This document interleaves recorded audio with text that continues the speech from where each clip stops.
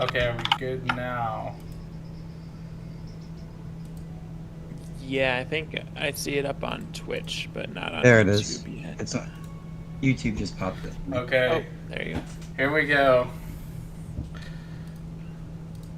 So, welcome everybody. We're happy to have the Wizard 101 devs with us today for a roundtable discussing recent spell changes in the May 31st patch and go over what's all changed, why, and figure out how that might cause some effects going into the next PvP season. For those of you who aren't aware, we're Final Bastion. We're a pirate and Wizard 101 fan site that specializes in written articles and guides to help players get through the game or grasp an advanced understanding of the game mechanics. Kind of basically what we're here to do today. For those of you who don't know who I am, I'm Shadow, one of the PvP-oriented writers. I dabble in a little of the different articles as needed, such as boss guides or gear acquisition. And I'm here today with... Oh gosh. You're here today with your I'm also dog, one it of the sounds PvP like. centric writers. Whose dog? That was Artie's. He muted. It's all good. Oh, okay. Artie's dog, I guess. All right. Sorry, guys. I am also one of the PvP centric writers for Final Bastion. I've written spellment guides, update articles, stuff like that. Major season changes. I have more stuff coming this summer as well. And now for our special guests, the devs. We didn't go in order. Artie, A, you go first. Hello, design director here at KingsIsle, Artie Rogers. That's all. That's all I got.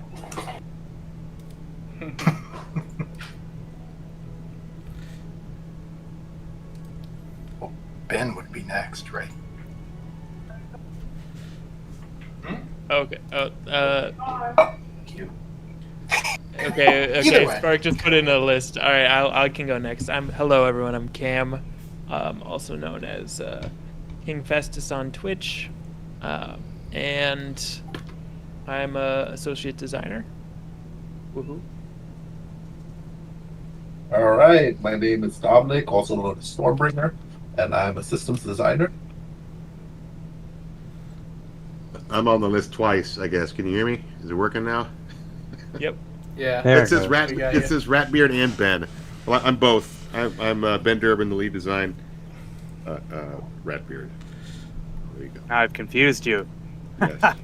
Yeah, this is Spark. I'm not officially part of the roundtable, but I'm here anyway because, well, community management. I'm here with my fellow community manager, Kyle Icewilder, who you all know and love as well. And so we're just hanging out here with the team and looking forward to the chat. Woohoo! Okay, so today's discussion will be going over spell changes that pertain to the recent patch. I think it's fair to say most of these changes were made with PvP in mind, but they will influence other advanced combat game modes like challenge mode or raids in the future. We plan to talk about the rank 1 through 6 Spellment Path B changes, the ramp changes, and then break down overtime specifically. If time remains after that, we have a couple TC questions, miscellaneous questions, and chat questions, if any are available. Without further ado, we'll move on to our first topic, the Arc 1 spell changes, and Bandit will kick it off with the first question.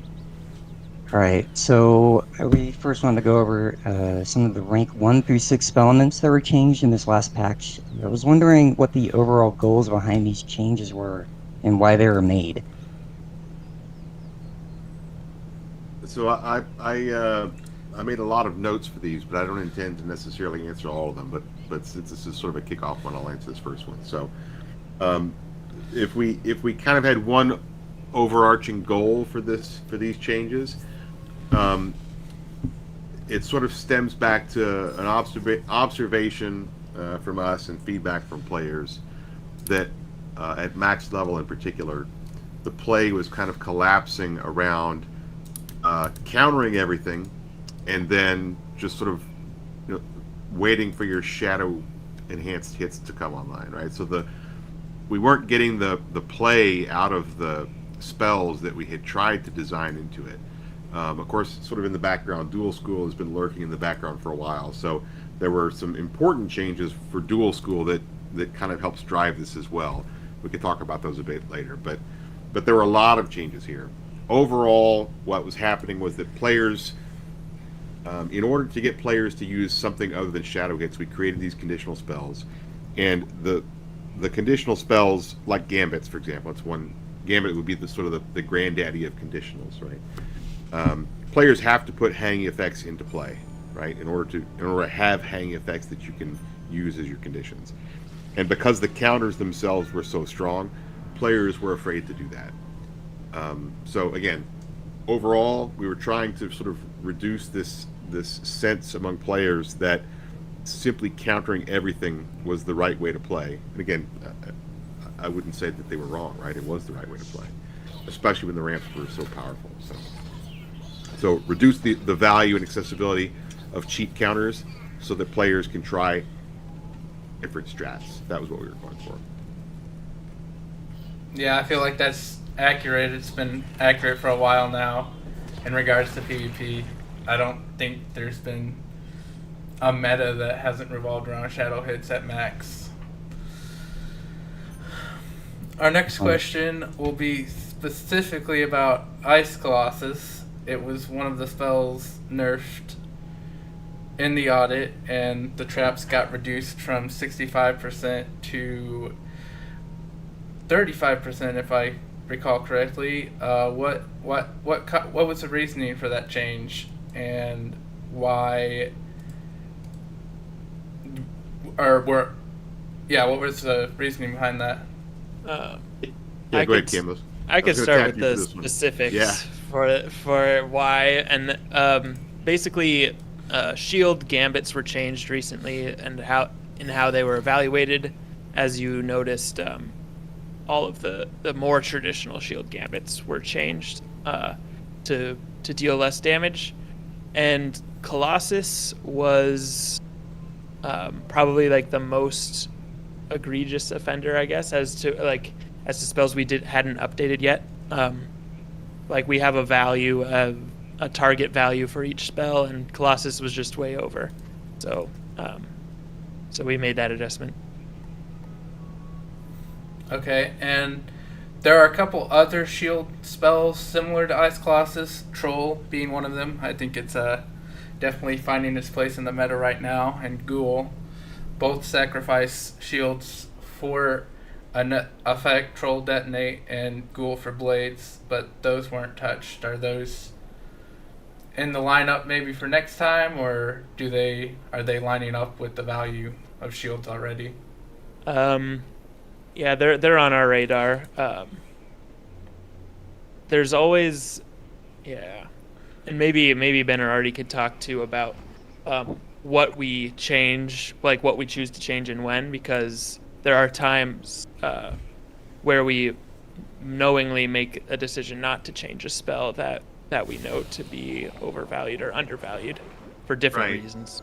Yeah, I mean, our spell valuation, and to be clear, nothing was as far overvalued as the Ice Colossus was. Like, we do have some other spells in the list that are a little bit over, and we have guidelines for ourselves. As, if they're overpowered by a certain number of points or underpowered by a certain number of points, should they be adjusted? And for that kind of thing, we really, we look for the meta, and we try to think about what's best for the players, right? So, in some cases, we don't want to just keep making changes. So if something is a little bit overpowered, which would be the case for Troll or Ghoul, a little bit, right, overpowered, or if something is a little bit underpowered, we will change them when it feels appropriate to do that, right? But they don't sort of constitute an emergency. And to be honest, I mean, everybody who used Colossus knew that Colossus was just cracked. So I don't think anybody was surprised to see that adjusted. So yeah, a little bit. Yeah, so Bandit, I Claws think. has been pretty high up there, been pretty common spell. We've seen a lot of these Oh, spells change. Oh, there's something else you want to add, Shadow? yeah, I did actually. So Ice Colossus and those trolls we just mentioned are pivot spells. How do those compare to like the value of a counter spell? Like, how are you getting the same value for removing your own effects, or do you get more or less because you're personally removing your own effects for something better? Let's save this. Let's save this answer for a little bit farther down, because you're at some point you're bound to ask us how the value of conditionals in general works, which is something that's Okay. a bigger answer than I think to just pounce on these two specific examples. So we will cover it, I promise, because it's a Okay. great question, but it expands so far beyond just those things. Now, I would just sort of sum up and say that pivot is really just pivot doesn't mean anything in terms of functionality or system design for us. It's just a way for us to think about this spell and what role it has in the library or in a particular school's tool set. Artie, you're clearing your throat. You want to say something? Oh, no, I mean, I saw something in chat that I wanted to discuss. James Earthwalker asked something about this, but sorry, I didn't mean to interrupt on this one. Continue. Well, now I want to know which chat you're looking at. I'm looking at YouTube. Should I have another one open? I was looking at Twitch. Oh, I think most of the viewers are on Twitch. Okay. Yeah. Okay. I mean, I can. Yeah, I can. Yeah, Talk about that. go for it. Okay. Yeah, the question is why make PvP-oriented spellment upgrades on par with some basic streamlined versions of the spell? PvP is only a small fraction of the game, and yet it is treated as if it's the be-all, end-all for balancing. Well, and I wanted to kind of mention this earlier when we were talking about like these changes being made for PvP, because it's not for PvP in specifically PvP. So when Ben and I were looking at the PvP situation and looking at Wizards combat in general, what we found is, and from community feedback, what we found is that the normal PvE experience was very rote, largely, and the only way that sort of rote behavior in combat was broken was through cheating bosses. And what that indicates is a combat system that isn't particularly healthy within itself. Everybody does the same thing using 7. It becomes less of a card game and more of a power activation game. And so what we began to do is look into trying to integrate more traditional card game synergies and mechanics into Wizards card game. But at the same time, we didn't want to alienate those people who enjoy that type of gameplay, the Blade AoE gameplay, and then figuring out the puzzle bosses. So we wanted to kind of preserve that while also looking at integrating more traditional sort of familiar card game mechanics into Wizards card game. And that's when we began to talk about this advanced combat stuff. And so really PvP is the test bed for advanced combat, and advanced combat is going to be the things that you'll see in challenging PvE content and PvP content. So like the PvP game experience is informing what some challenge mode experiences will be and the raid experiences will be. So when we're creating this kind of meta experience for PvP, it is informing what the experience will be for other more challenging content. So that's why we created like the Path Bs on Arc 1 are engineered that way to be more complex and leverage board state, more so than what PvEers are normally used to. So we didn't want to interfere with the game that those people enjoy, while at the same time we did feel like we needed to build an experience that was maybe have a bit more depth of strategy, and is something that we feel like is easier to grow as we continue developing the game. So, but that's why. It's because it's not just for PvP. It's for hard mode, challenge mode, whatever you guys want to call it, advanced combat. That's why we're doing it. Yeah, and I just want to add on to that. I mean, I often see players asking why we don't separate PvP from PvE, and we have clearly done exactly that, right? If you're interested in sort of the standard PvE experience, there's a path in your Spellman path that is very simple to understand, very straightforward, and that's the spell path for you, right? Whereas if you want to play in advanced content, which would include PvP, but it also includes things like raids and then other advanced content as we start rolling it out. And by the way, we are going to roll some out pretty soon. Then you might take the more interesting, the more complex path. We are separating. Definitely feel that. Saw a comment earlier actually on the article that kind of said the same thing. But for the next question, we're kind of wondering, what's the general spell balancing formula? If let's say I had a rank 5 spell, what would determine how much value that spell has in total before I start handing it damage or an effect to be used?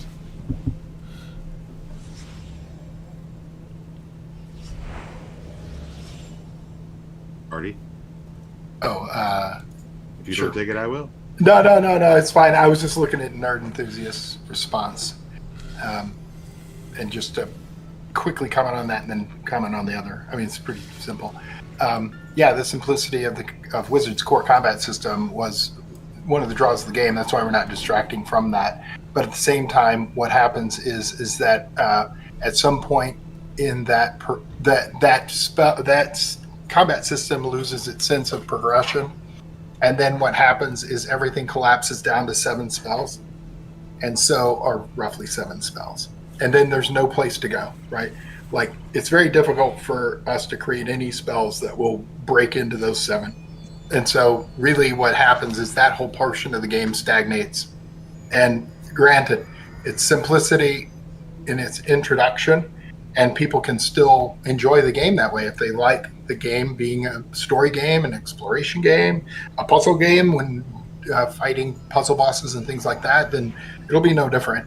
But if you end up getting to a point in your progression where the combat system starts to feel flat, then you can optionally opt into a more challenging experience and a more diverse experience where you really need to pay attention to your deck construction, things like that. In terms of like the spells power valuation, I mean, a rank 5 spell, really, it's laid out like this. We've determined an action is worth 1 point.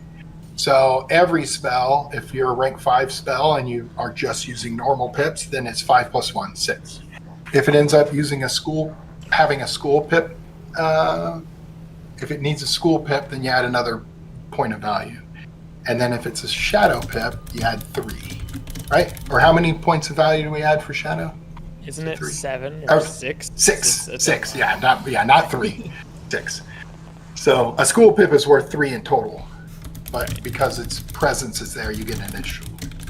So yeah, you get a rank 5 spell worth 6, 5 pips + 1 point for the action. Okay.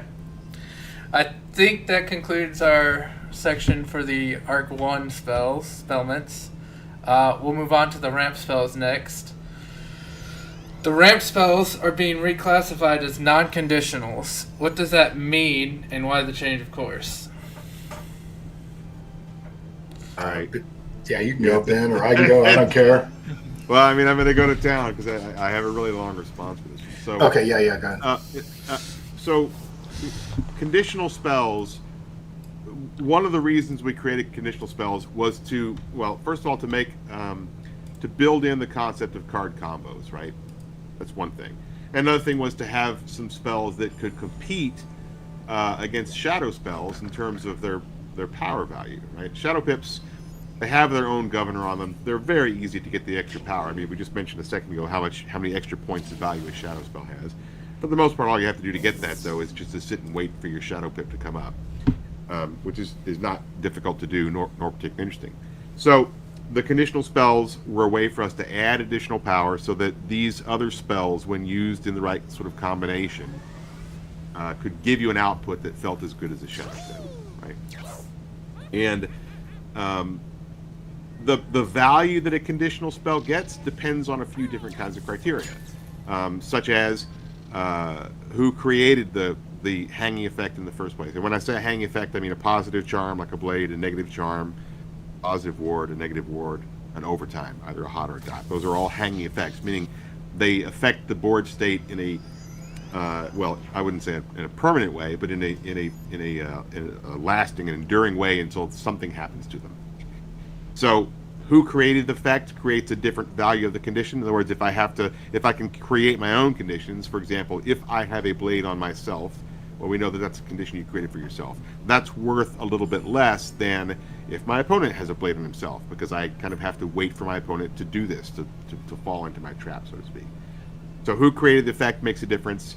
Whether or not the effect is removed as part of the condition makes a difference. Of course, if you're removing your own effects, we give you extra value back because you're leveraging the value of pips that you already spent on your own stuff.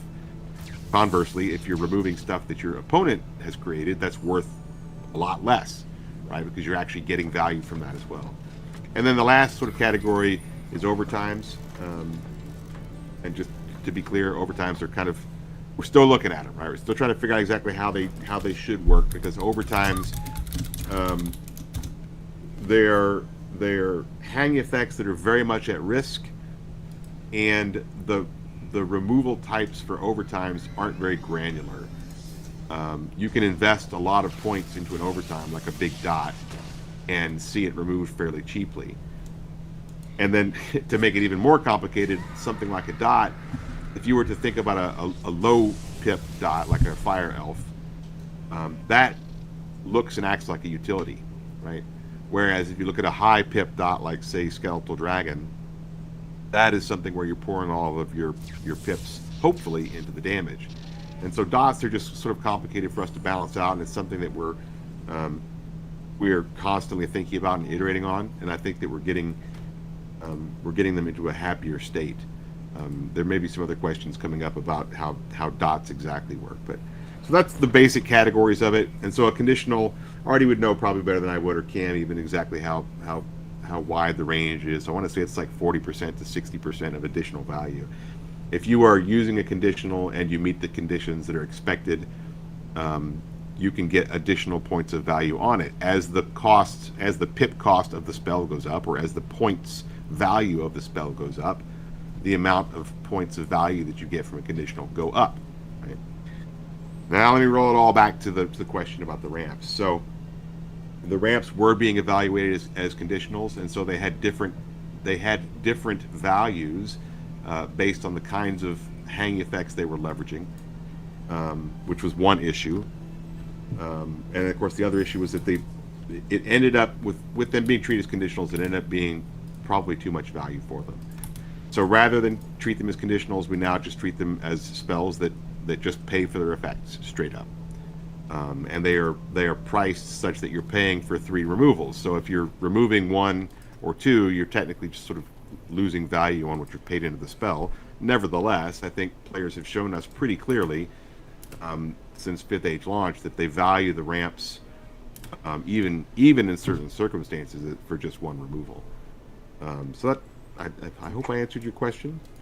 I guess the last thing I would say is that when we went back to stop making them conditional spells, that took a lot of value off it. We gave them what we call a haircut, right? So we chopped off a lot of value by not making them conditional, and we removed ignore protection from them. Now that ignore protection, we charge you a half a point for that, 0.5 or half a rank for ignore protection. And a weird thing is that most of the ramps were already paying for ignore protection, even though because you don't have access to Aegis anymore. Or indemnity. Or indemnity, right. A lot of the ramps were paying a half a point for ignore protection that they weren't ever using. It's been the case for a couple of seasons now that the only real protected No, the only real protected hanging effects were the overtimes. So taking off ignore protection, and by the way, it wasn't solely for this reason. We have other reasons to want to remove the ignore protection from the overtime removal spells, but that gave us back a half a point. So between losing value out of making them not conditional anymore, or not treating them as conditional anymore, and then adding some points back for the for no longer having ignore protection, we feel like they're in a pretty good place.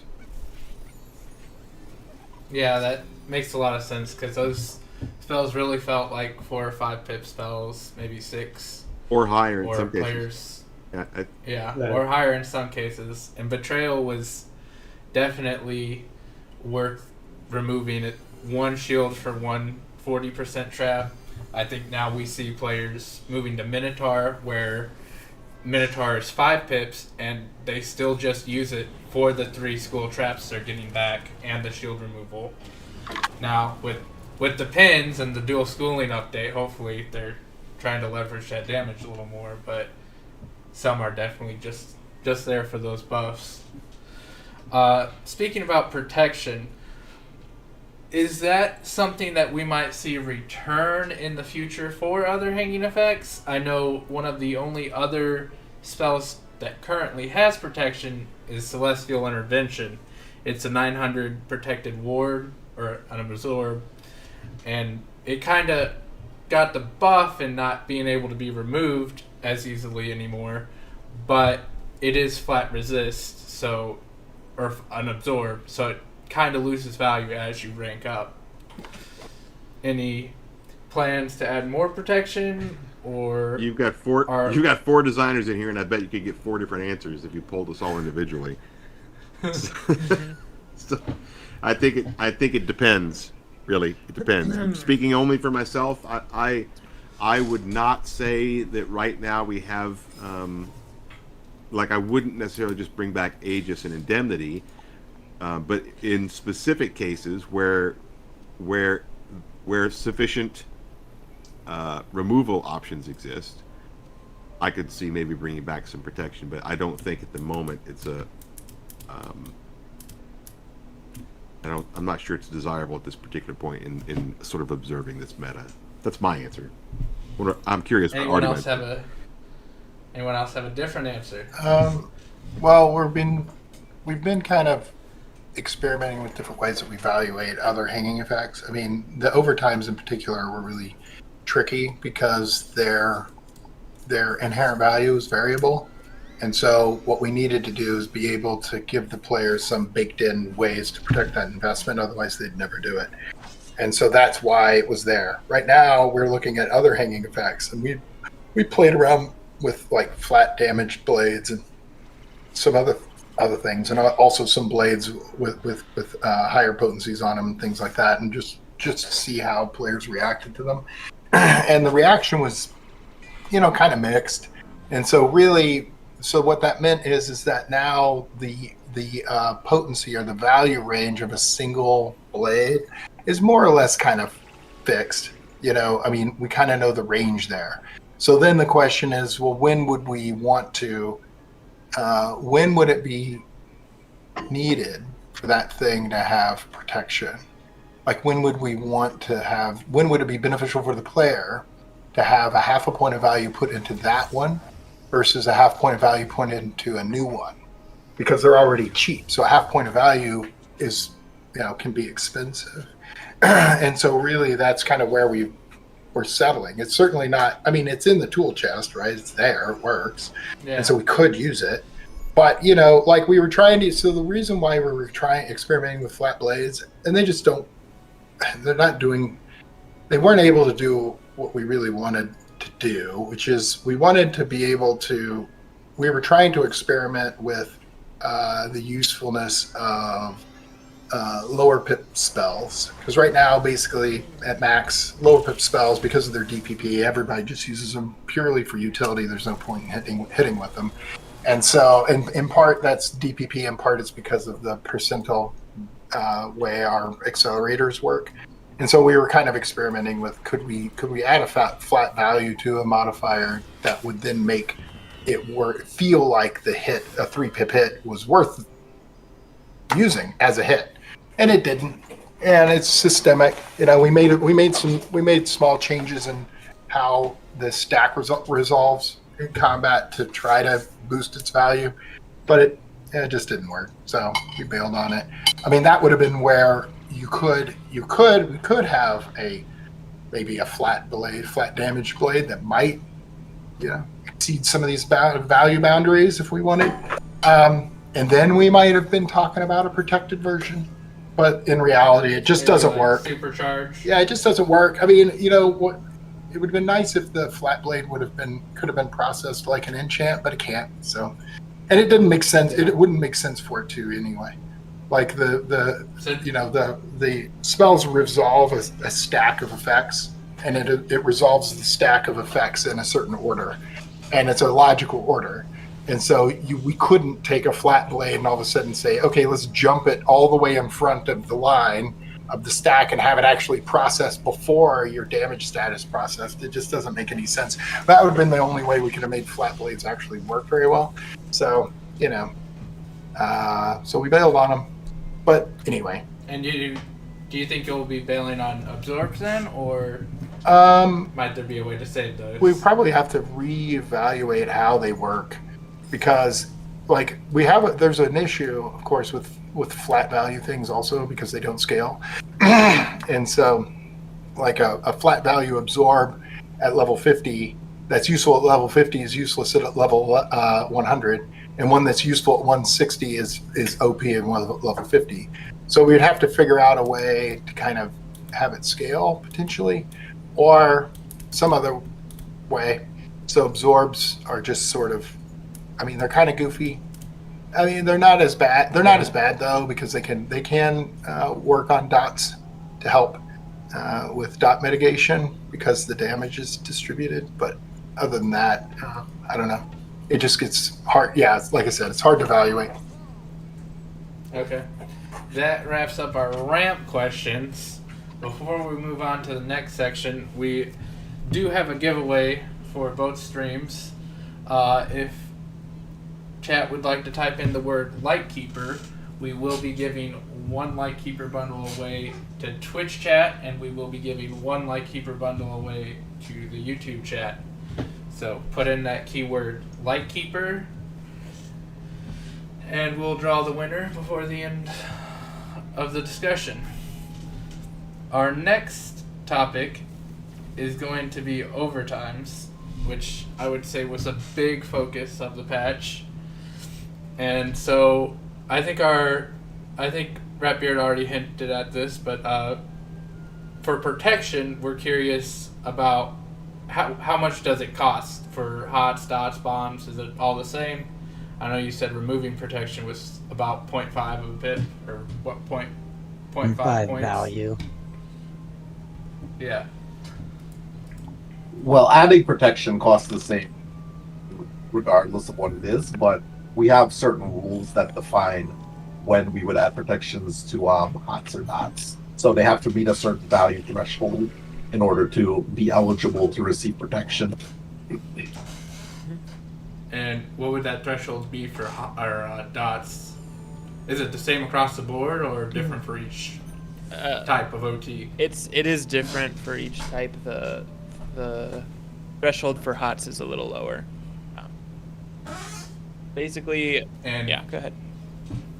And would dots and bombs or deferred damage be different too, or is that at the same level? We treat deferreds as dots at the moment, I believe. Okay. It's the same type with conditionals and such as well. The same true for chromatic versus non-chromatic? Just out of curiosity. Yeah, chromatic right now. Chromatic is less valuable or more valuable than a school specific, only in like shields and weaknesses at the moment. In that, yeah, but like so, chromatic for blades and dots and such, we're not adding any cost to them at the moment. That might change, but yeah. Okay. Yeah, right now we use chromatic as a as a lure, right? As a way to perhaps attract players into using some dual school spells. Right. And another thing about chromatic is that you might have noticed is that it aligns with the primary like Rochambeau type specialty of that school. Like Storm will be producing chromatic blades, Mid will be producing chromatic traps. Right. So Fire's the only one who has the chromatic dots at the moment. And then yeah, go ahead. No, go ahead, finish. I was just gonna say, as to answer your specific question about when dots or hots have protection, they both, for both of them, they need to be in a rank 4 or higher spell, and then in addition to that, the value of the dot specifically has to be 4 or above for dots, or 3 and above for hots. And with those rules, some spells like Goat Monk or Hungry Caterpillar didn't meet those thresholds, which is why the protection was removed. Yeah. So And- Caddy got like a 100 health buff for losing protection because it didn't. So the hot must be worth less than 3 pips, right? Yeah, Well, it's complicated as well because because of HPP, which is heal per pip, and DPP, which is damage per pip, right? So if you're looking at how big of a dot it is for, if life is creating a dot, it's not going to be a very big dot. But if life is creating a hot, they don't have to spend very many points to get a really big hot, right? And the life can get, 1,000 point hot, without spending a ton of points. Whereas if you try to do the same thing with a different school, it would cost you more points. Now I'm actually kind of interested in because Cam is the one who's keeping up the spreadsheet for us on this, that we value everything, which is a beast, by the way. So thank you, Cam, for taking that on. I'm interested in seeing if we can find a way that the spreadsheet might let us look at the actual value, the point value, right? In other words, a dot can be protected if it is at least, say, 400 points. A hot can be protected if it is at least 750 points, something like that. That way we take it might get recursive in some way in our spreadsheet at that point. We might have some circular logic in it, but yeah, the problem with that is, like you said, the difference in DPP for schools, but also the difference in round count, because like for hots, the more rounds you have, the less value it is, I guess, if that makes sense. Yeah, it's complex. It might fall into the trap of what I call what is it I say? It's precision masquerading as accuracy, right? So we'll see.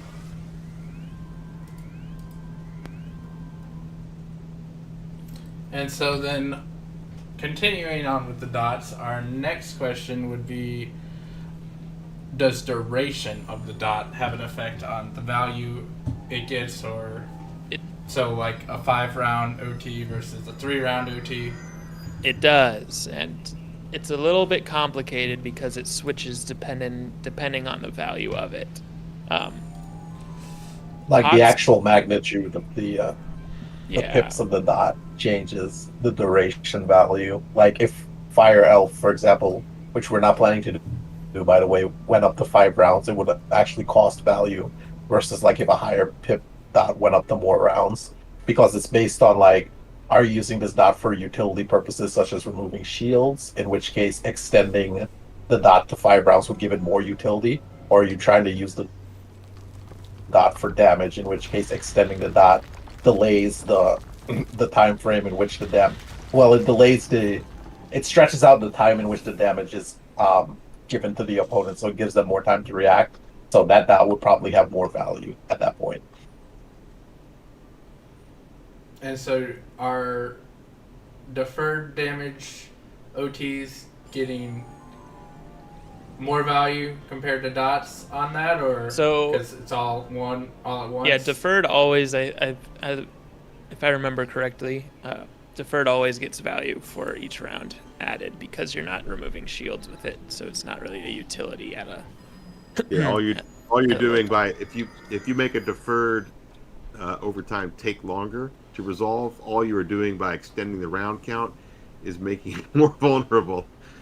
I mean, Yeah. you could make the argument, and I have, and we do consider it, is that in some cases you want an overtime to hang around for longer so that you might have more time to leverage it with another spell afterwards. So that's sort of the use case for longer. Right. And Which when is Like a Cyclops. when we do heal overtimes, you know, you probably have noticed for heal overtimes in particular on life, we try to extend them out over 5 rounds to give life more time to leverage the spells that they have that are looking for a heal overtime condition. And yeah, now might be a good time to notice that, like, or to mention that, yeah, we have values in a spreadsheet with a bunch of formulas in it that tell us things, but in addition to that, we also have to use designer common sense. Like, yeah, we could make FFA into 10 rounds and do 10,000 damage or something, but while it might say that's on value, there's still an element of sanity checking that we have to do as well. Yeah, definitely. Right. We have a really complicated spreadsheet that Cam and RD wrangle with, but it acts as a guideline, and so, like Cam said, there has to be designer discretion, so you don't create like ridiculous spreadsheet will say, yeah, this is on value, but when you look at it as a designer, it's like, do we really want to create something like that? Probably not, or maybe we do. Yeah, I wrangle with the spreadsheet sometimes. I just get very, very nervous when I hit save. Yeah, it's a complicated spreadsheet.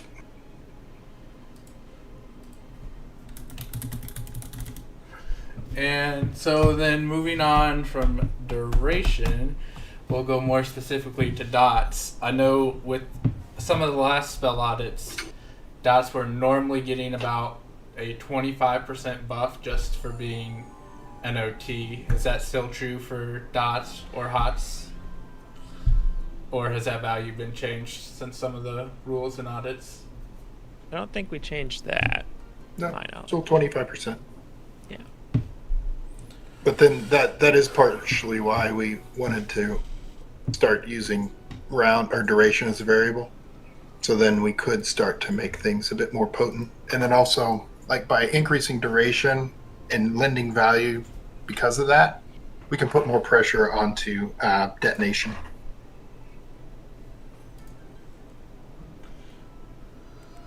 But we stuck with 25%. Like we generally, like when because things get weird and they could get recursive. But what we're trying to do is evaluate a dot at a 3 round. It's sort of the baseline value. Then that starts that sort of pegs that dot. Pegs the value of the dot. And now we can say, okay, does it get protection or not? If we add rounds, how much does it cost? Things like that. So we do stick with the 25% bonus. 3 rounds, that kind of is the baseline value for the dot, and then we can kind of manipulate it from there. And I'll just add an extra point there. So, we have this spreadsheet, which is quite nice for evaluating spell effects, especially if we want to sort of vary the amounts of some of the effects. Like, what is a 42% blade worth? That's not a number that we typically use, but the spreadsheet will help us answer that. But even though we have this, and Cam mentioned it, designer instinct plays an important part in this. And at the basis of this spreadsheet is we make certain assumptions about what the core value of certain spell effects is, right? So how much is a shield worth? And at some point we simply make an assumption about what that base value is worth. And it's sort of as we do for DPP, right? We have all the schools have a historical DPP. It ranges from 83 to 125 with the storm at the top, and we don't change those core values really.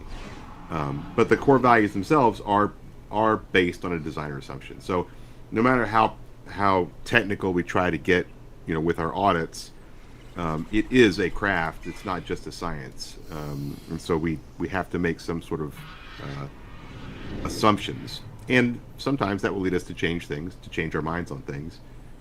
If you are wondering why we make changes to spells, it's because sometimes our assumptions are wrong.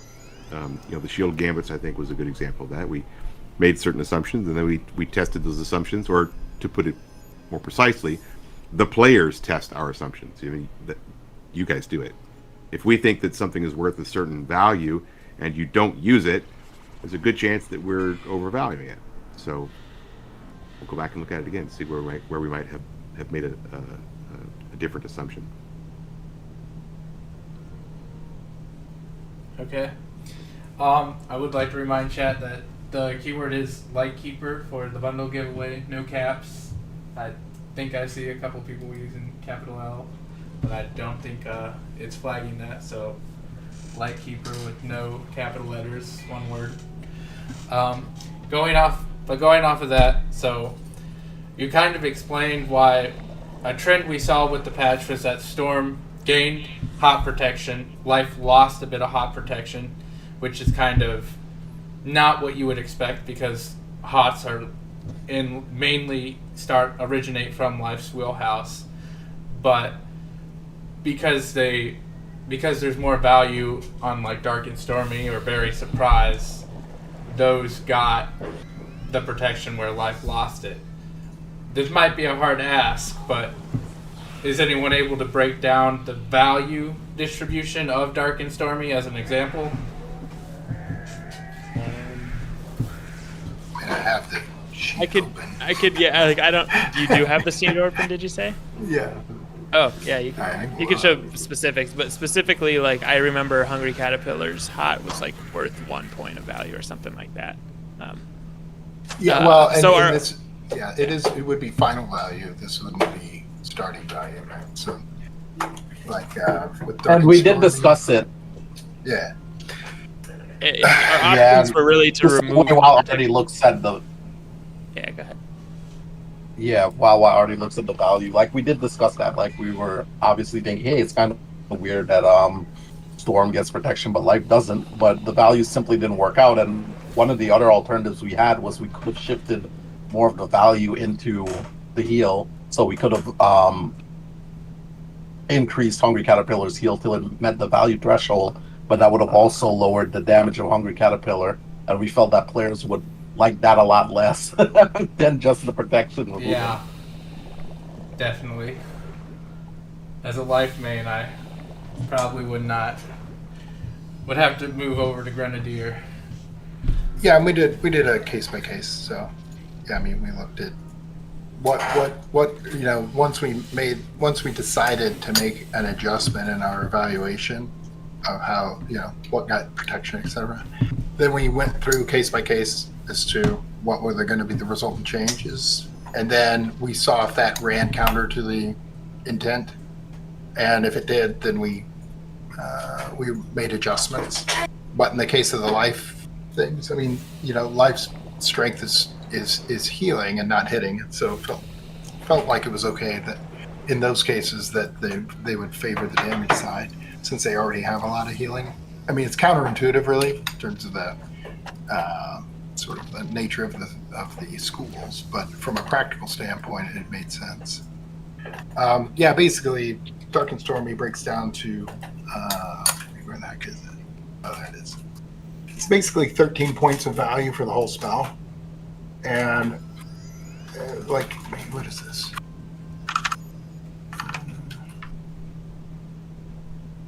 Wait, is that right? No. I messed it up. Let me look. It's basically like close to 4 points for the heal, and everything else is into damage. So it's like, I don't know, it's like 9.7 in damage, and the rest in the heal. So, Okay. you know, it broke down. So between 3 and 4 for the heal, and 3 was the threshold for hot protection. Yeah. Right. Yeah, that makes sense then. Since I believe that leaves Life with 1 protected hot, and that would be Regenerate, if I recall correctly. I'm wondering if you guys think Life might be missing medium-sized hots. I'm not sure what I'd classify Regenerate as. I'd probably say along the lines of larger, given that it's all healing. But do you guys think, Life might need more? What do you mean missing? What do you mean missing it? Do you feel like Life is struggling to heal right now? I don't. guess the thing to Not value struggling to as a heal. medium hot? Maybe, but maybe just to have more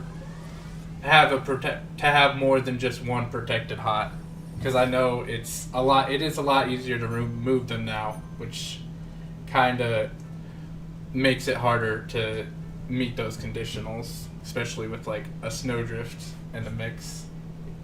Just the other day I was trying to use Blossom's Omen, I think, and I had it set up, it was ready to go, but the Ice Wizard decided it wasn't meant to be. Is Pigsy's hot protected? So, I do not know. I don't believe it is, because I was just using it on Saturday for 2v2, and No, it's not. Never mind. Yeah, not protected. Some of it is like the legacy breakdowns, where we're trying to wrangle things into this advanced playstyle, and so like Pigsy's initial distribution, and also like we could change Pigsy and throw more value onto the hot side to make it protected. Ooh, I don't know. I do like my Pigsy. Yeah, so I mean, we could go. also Pick your- path the poison. it. I don't know. Yeah, we could path the it, sure. Like basically each spell has right now up to 3 potential paths. So on the arc ones, we reserved path C for possible future adjustments, and then the lore spells are path A's only, I think, right now. So for the most part, I think.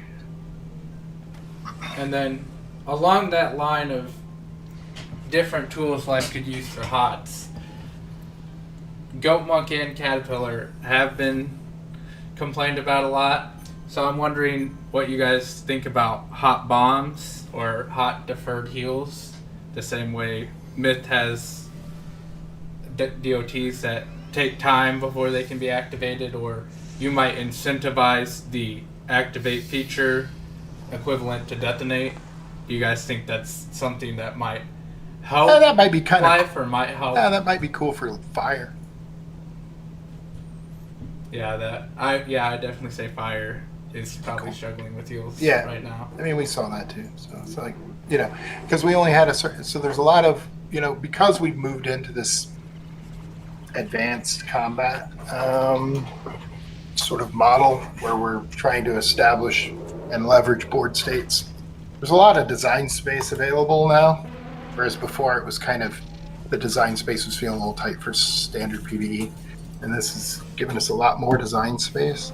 But we want to be careful with how much we consume it, but at the same time, like building out the Arc Ones, we had limited design space and a lot of different places we wanted to go. So, maybe fire does lag with the healing, the healing part of their identity, which is really sort of secondary, of course. But it does, as we move into auditing and exploring other spells, it does give us places where we can kind of shore up and fill in gaps. Okay. Yeah, sounds like an awesome idea. Bandit's going to take it away with OT removal. Yeah, wanted to ask about how much a simple dot removal spell is worth now. Like triage is still 1 pip, but then we got the Rochambeaus that are their attrition is still, it's 3 pips to remove 1 for 2 effects. Just wondering if that's still what it's worth now, or if it's also being reevaluated. Triage is on value for dot removal. Were you pointing to lightning bats for the? What was the other dot removal you said? That's another example. Yeah, lightning bats removes 1 for 2 So the effects reason as why well. those are, and we kind of touched on this earlier, but the reason those seem more valuable is because we give those spells extra value for being conditional. So that's why. Right. Okay. You'll see it differently. But And yeah, then, just a straight up dot removal is worth 1 pip, yeah. And then what about legacy? The legacy spell cooldown, for example, tick removal in general. I know that was a consideration a while back, but is there a reason that that you guys branched away from that for the time being?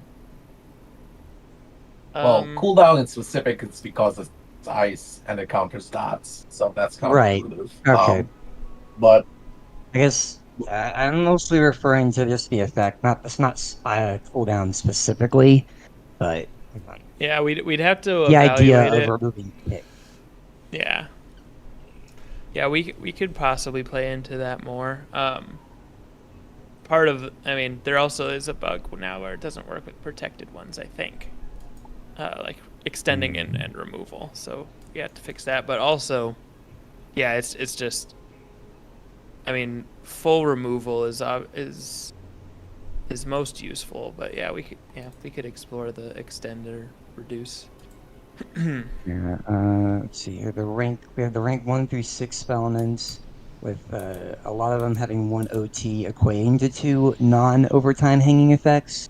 And then there's the reverse ones like Stone Colossus that convert 3 effects into 1 overtime. I was wondering if there's any particular reason for that. Is there a balancing explanation for it? I mean, I can go into that, or Cam, or Does anybody. it feel, kind of whatever. I guess, non-mirrored? Yeah. So in some cases, what we didn't want, or what we were hesitant to do, is kind of create too many spells that ended up being sort of a one-step to Gambit. That's one thing. And then the other thing is, with overtime especially, we felt like putting the value in some cases, putting the value into a single effect fed into detonation and other parts of overtime gameplay. And it's different than the gambits that require 4 instances. Like, that's going to be just, there's more granularity there in terms of value of multiple instances being created. Whereas, like, dots, you only need 2. So if you had 1 instead of 3, well, 3 is sort of overkill, and if you had 1, you could fire off into a gambit if you wanted. But by distributing the damage across multiple instances of the same effect, it does make it harder for detonate. So it lessens the impact of a detonate, or the value of a detonate, if the dots are small. So that's kind of why that direction. Okay. And then we are nearing 6 o'clock, so if you guys are okay with still going, we do have a couple more questions, but otherwise we'll announce the winner for our drawings. I mean, I'm okay going on further. You guys want? A little bit. Yeah, so first we'll get to our winners. Winning the Lightkeeper bundle for YouTube will be Jack Shadow Rider. Congratulations. And on Twitch, Jamster1232. Congratulations. We'll DM those codes to you soon. Moving on to the next questions. If I could just set of questions. let me jump in real quick, actually. Yeah, go ahead. Because there was a question Yeah. I was waiting to come up, and I'm not sure if it came up yet or not. And my answer to it kind of relates a little bit to what you just asked about Stone Colossus sort of collapsing the board state down into a single dot. We do look like we're trying to look at the board state, and we want the board state to represent a match that is on its way to a satisfying conclusion, right? We want the board state to be something the players can leverage towards a win, right? A KO. And so we try not to make spells that reduce that board state and remove what I would call let's call it the potential energy of the board state, right? So, for example, removing blades and adding shields, for example, is a very different sort of scenario than removing shields and adding a dot, right? We want the match to be accelerating towards the satisfying conclusion at all times. And so I'm just going to use that to sort of segue into a question that players asked about why the ramp TCs came off the crafter, essentially out of the sideboard. You should still be able to use them, but we're moving away from that. And instead, we replace them with a lot of hidden utilities, and it's for that reason, right? When you discard from your hand and you draw from your sideboard, you are doing that on your own turn for the specific reason of leveraging the board state as it exists on your own turn in order to try to move the match towards a conclusion in your favor, to try to win, right? Generally speaking, that's what we'd like you to do. But when the ramp TCs were inside, what we found players were doing is that they were discarding cards from their hand, and then they were drawing a card from their sideboard to leverage the board on their own turn towards defense, right? And it makes a very dramatic difference for when we curate what's available from the sideboard in such a way to control the pace of the match. I think that it ends up feeling better. So hopefully that answers the question as to why we did that. It should be evident, I think, in the play. And again, I'll just loop back to what we said at the very beginning, which was that we started this last audit with the sort of the prime directive, which was that players were able to counter everything to the point where players felt they couldn't do anything. And that's what we were trying to address. Well, yeah, and I kind of want to just build off of that, really, or maybe repeat kind of what was said a little. I mean, what we, I was having sort of a side conversation in chat about how, standard PvE kind of collapsed around these 7 cards. And so really what we're wanting to do is increase the both the gear strategy and the deck building and execution strategy by diversifying the gameplay.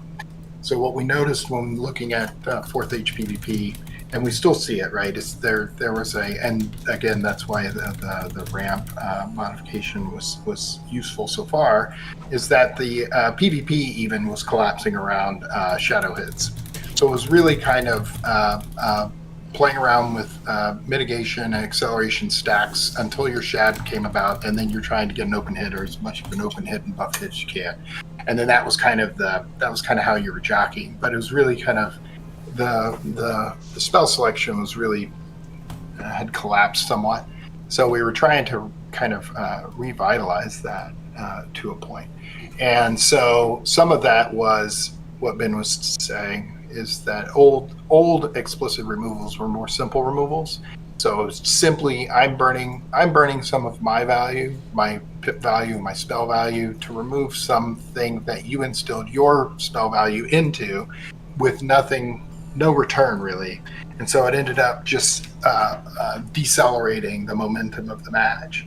And so now what we're trying to do is say that there are different board states that you can manipulate or leverage to accelerate towards the conclusion of the match. And so what I think that the meta was kind of struggling with was how to reconcile where the meta is going now versus where it was before.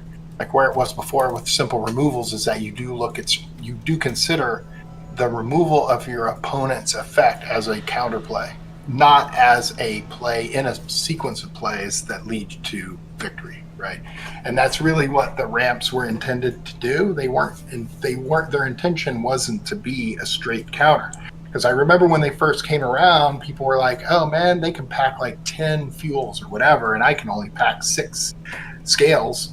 So like, how am I ever supposed to counter everything they're doing? It's like, well, you're not supposed to. That's not, it's not what we want, because then it just gets into this ping-pongy slowdown.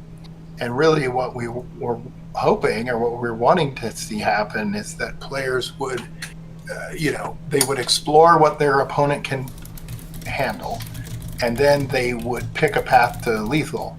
And whether that is leveraging hanging effects in a traditional way or leveraging hanging effects in a conditional way or kind of whatever, that's kind of, you would kind of probe your opponent's defenses and then commit to one of the pathways to lethal that you built your deck around.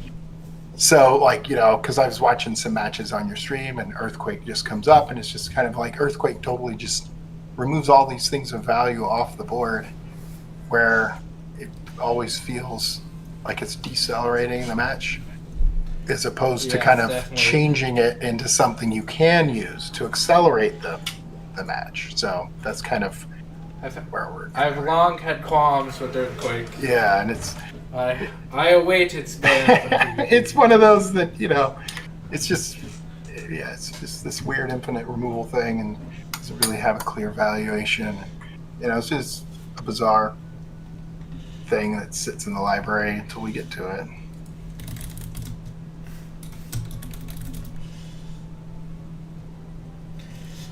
So I think Bandit has the next couple questions about TCs.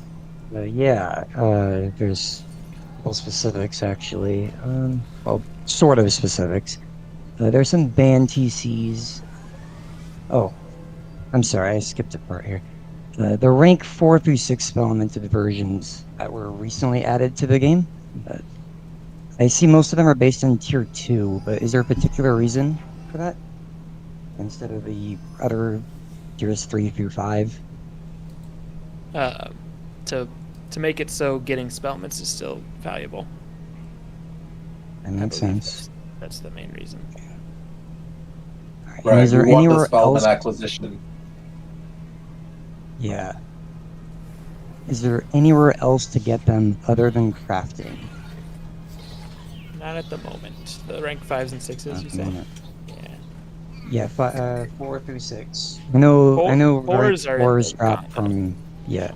Yeah, Okay. there are different portions of the economy and progression that still need auditing, like jewels, pins, gift cards, pet talents.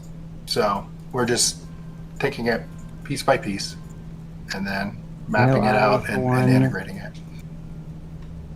I, for one, am thankful that they're tradable now. So, as are many other players. And then there are these banned TCs that we've seen banned over the past year or so. Are there still plans to re-audit those, or just them to fit better now, so that they can be unbanned? If you mean Like Oni, the minions, then yes. I'm referring to more like Oni No Plague and others. And like Celestial or spells Pounder. like Efrey. Yeah, so the learn versions as well. Well, it's a kind of Yes. it's kind of a weird Gems. question.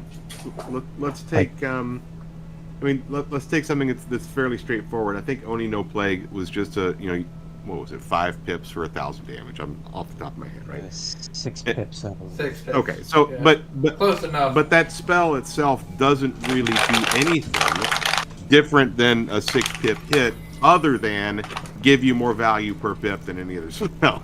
So, if we were to look at a way to rebalance that and bring it back, if we just rebalance the damage down, then it simply just looks just like another spell at that same rank. So that's not an answer, right?